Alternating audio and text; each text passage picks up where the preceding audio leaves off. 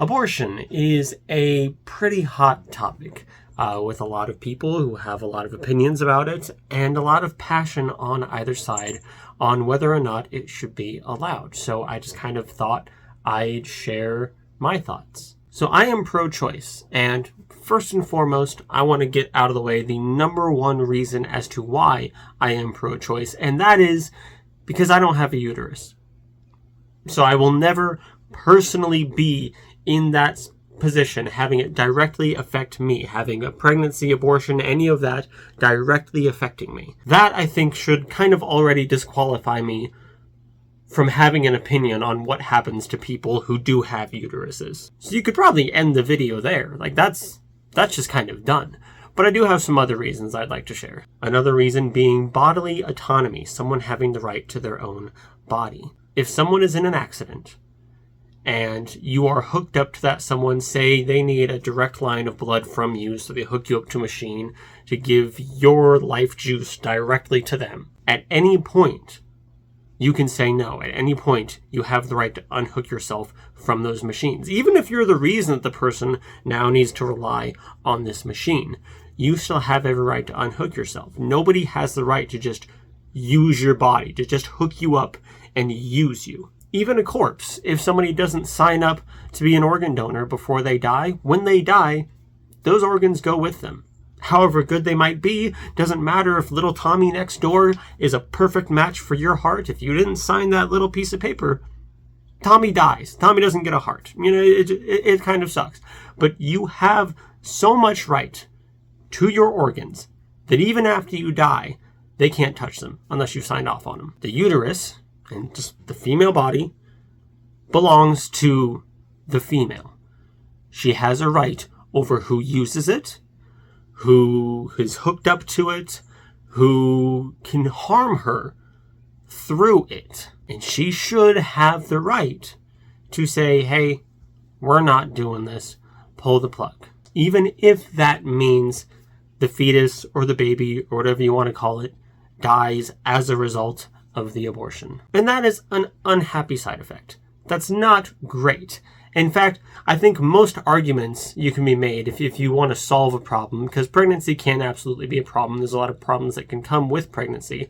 I think a lot of people can agree that in most situations, if part of your plan involves murdering a child, maybe we haven't thought through everything. Maybe we need to stay at the drawing board a little bit more. That's a big thing, and it's a big thing that a lot of people who are pro-life get hung up on. A child, a baby, a fetus, something is dying. And unfortunately in this situation, that's just kind of how it is. The fetus, the baby, whatever you want to call it, being in the uterus, attached to the woman's body, that's what the pregnancy is. That's what's happening. And when something's going wrong, or just the issues with a healthy pregnancy, come from the fact that there is a baby being grown in the womb. Now, of course, there are some arguments as to whether or not this is considered taking a life, because we don't really know when life begins. Yeah, I know a lot of people have ideas, and I'm sure the comment section might have a lot of people saying, oh, it starts here, here, here, here, here, here. We have a lot of different ideas, but there's no real scientific consensus on when life begins. Even what life is kind of a little fuzzy, but especially in the early stages of pregnancy where the abortion topic really resides. Life. It's is it a life? Is it alive? Is it murder? It gets a little complicated. But even if that fetus or whatever is alive, the woman still has the right to her body. And a lot of people consider it murder. A lot of pro-life people argue, well, that's just murder. That's just blatant murder. Not really. It's terminating a pregnancy with the result of a fetus dying. A fetus that is hooked up to a woman, and you know, how I explained it before. So I don't really think it constitutes as murder or should be seen as such. And even if you want to argue it is, something you have to understand is that a lot of women who get abortion aren't just skipping happily down to the abortion clinic, just ready to murder babies. A common argument made in the pro-choice community is that the hardest decision a woman has to make isn't yours, it's hers. Pregnancy can be a thing, even a healthy pregnancy. And there's a lot that can go wrong in that pregnancy. And telling someone just to ride it out or even to go down with the ship It's a big ask. And you can argue that it might be the noble thing to do, but it's a big ask to sacrifice your life for anyone else. Especially when, in some of these scenarios, when something goes wrong, the options are either the fetus goes or both go. And we already have stories of women who had, say, a miscarriage. Fetus is gone. There's no life. There's no bringing it back.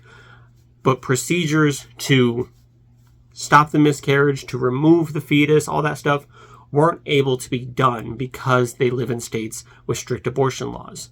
So even when the fetus was gone, nothing can do for it, the woman was still forced to go down with the ship. It's just a lot. It gets complicated. The reasoning for people getting abortions can be complicated. Not to mention, if you want a complete end to abortion, that little 10-year-old who was assaulted, trying to avoid certain words for just algorithm purposes, because social media outlets are sensitive when it comes to words.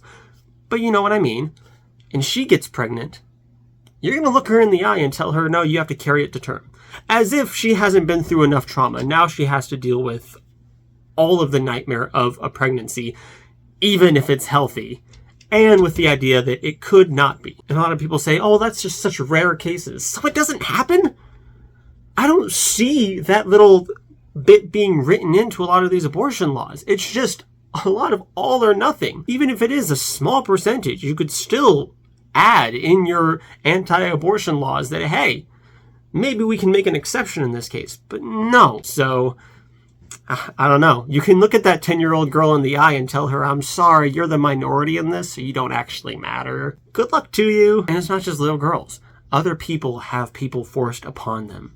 Other people get into pregnancies that they don't want. And yeah, sometimes it is by accident. And I know you can say, well, abstinence is the best birth control. Just don't have sex. It's your fault for having sex. The thing is, sex isn't just about procreation. Maybe on a biological scale, that's, what it's about, I'm sure, but it can also be used as a way of bonding between two people in a relationship, or just a way to have fun. And honestly, with proper sex ed in schools, with things like consent and protection and whatnot, we could have safer sex that limits the spread of STDs and the risk of pregnancy. But a lot of people who support the pro-life movement also don't support sex ed classes in schools. What can you do? I didn't get a sex ed class. I went to Christian schools. I got don't, and here are some stories about people who got STDs to scare you in case you get any ideas. But that doesn't do anything. And it just takes away your education. It disarms you. You're not equipped with information that you need going into the adult world. I know people personally that I went to school with who were sexually taken advantage of because they didn't understand things like consent. And they thought they were in the wrong. I just didn't say no loudly enough or strongly enough, even though they still said no, or at the very least didn't say yes. So they should not have had somebody on them. But they didn't get that proper sex ed, didn't get that proper consent class, so somebody took advantage of them, and they were led to believe it was their own fault. It gets complicated in so many ways, in so many more ways than what I've explained here. Life is not black and white. It is not black and white. There are shades of gray. It is a complicated topic. I don't really have an issue with the idea that life begins at conception. When my wife was pregnant with my daughter, as soon as I realized my daughter was in there, I was talking to the belly and kissing it as if she was alive, because maybe she was. I'm not a huge fan of the idea and wouldn't necessarily describe myself as pro-abortion, but I am pro-choice. People have the right to choose what to do with their bodies and what other people do with their bodies, especially in the very scary, complicated, and often dangerous topic of pregnancy. So those are my thoughts, my jarbled rambling. If you watch my content, I'm sure you're used to me just mumbling incoherently. Hopefully something coherent came out of all that. But what do you think? What are some of your thoughts on some of my arguments, on other arguments for or against? What do you think about abortion?